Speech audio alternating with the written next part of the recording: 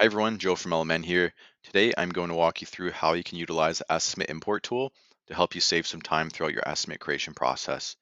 So right now I am in estimates under standard, and I want to create a new estimate here for a patio build for an existing client within LMN. If I navigate to the top right and select the plus new button, going to search for an existing contact to create this estimate for.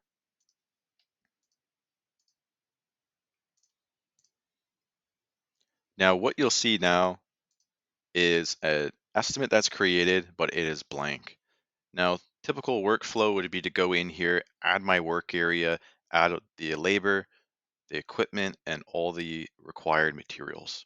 So to help me streamline this and save some time, I'm going to utilize the import button in the middle here to import the patio build work area from another estimate that was already made in the system.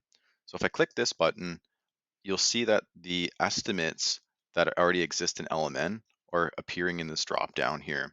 If I select this one because I know that I was just at the Suban residence not too long ago doing a patio build project, I can hit select and I will see the different work areas that exist on that estimate to begin with. If I click on the desired work area and hit finish, it's going to import the name of the work area, the desired cost codes, and all of the items that exist from my price list already.